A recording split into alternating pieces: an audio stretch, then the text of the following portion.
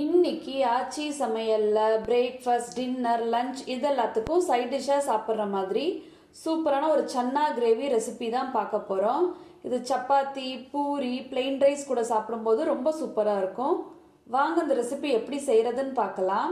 First இந்த கிரேவிக்கு paste ஒன்று ரெடி பண்ணிடலாம்.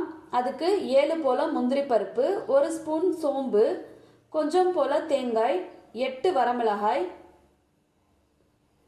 இது எல்லாத்தையும் ஜாரில் சேர்த்துட்டு கொஞ்சம் போல் தண்ணி சேர்த்துட்டு நல்லா நைஸாக அரைச்சி எடுத்துக்கோங்க.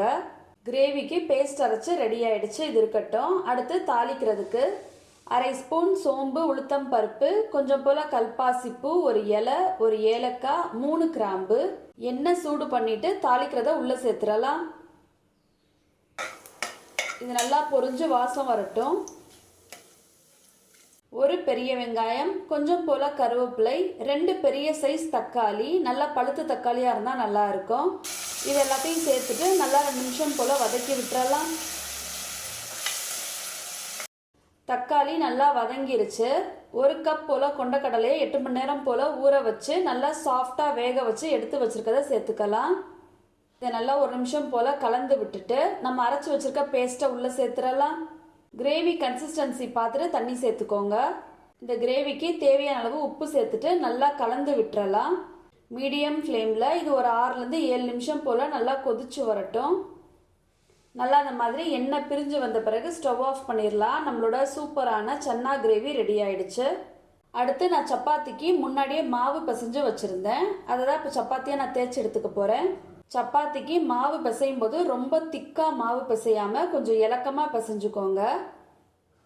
கடைசியாக 2 ஸ்பூன் போல் எண்ணெய் சேர்த்துட்டு சப்பாத்தி மாவுக்கு நல்லா பிசைஞ்சு எடுத்துக்கோங்க. சப்பாத்தி மாவு நம்ம பிசைஞ்ச உடனே சப்பாத்தி போடக்கூடாது. ஒரு 1/2 மணி நேரம் போல் ஊற வச்சோம் அப்படின்னா சப்பாத்தி ரொம்ப நேரம் ஆனாலும் சாஃப்டாகவே இருக்கும். இப்போ இது போல் நல்லா சுற்றி மடித்து விட்டுக்கோங்க. இப்போ எப்பவும் போல் நம்ம சப்பாத்திக்கு தேய்ச்சி எடுத்துக்கலாம். இப்படி பண்ணும்போது நம்மளுக்கு சப்பாத்தி நல்லா லேயராக கிடைக்கும். ரொம்ப நேரம் ஆனாலும் சாஃப்டாகவே இருக்கும் சப்பாத்தி.